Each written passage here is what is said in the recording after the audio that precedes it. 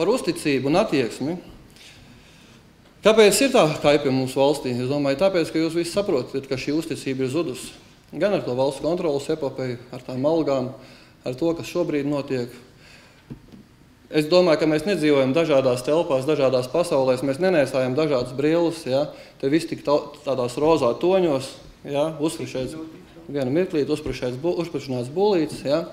Bet publiski jau ir izskanējuši jautājumi par naudas atmazgāšanu, ka Olimpiskā komiteja praktiski to laikam arī vairāk nodarbojās.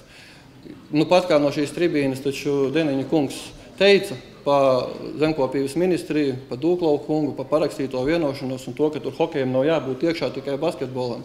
Nu, kāpēc tikai basketbolam? Ja?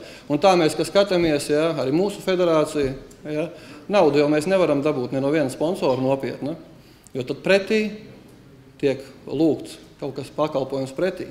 Ja? Tā ir sistēma, un šo sistēmu redz gan tauta, gan mūsu vadība, valdība, visi redz.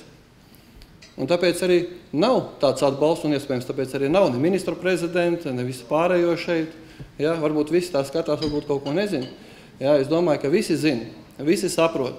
Daudz varbūt negrib tieši tāpēc arī mainīt veco sistēmu, bet mēs tomēr gribētu, lai tas sports pirmām kārtām pagrieztos pret jaunatni, lai mums būtu ieguldīti līdzekļi mūsu nācijā, mūsu tautā, lai no tās mēs varētu atlasīt tos labākos, un lai tiešām tas nebūtu tikai kā gadījuma raksturs, ar ko var lielīties Olimpiskā komiteja, jo pretējā gadienā jau, es nezinu, kas aizved uz Londonu, iespējams, ka tā bija Air Baltica vai kas, arī viņi var lielīties ar to, ka viņi palīdzējuši mūsu olimpiešiem kaldināt zeltu, jo ja viņi nenogādātu viņus uz turieni, nebūs šos medaļu.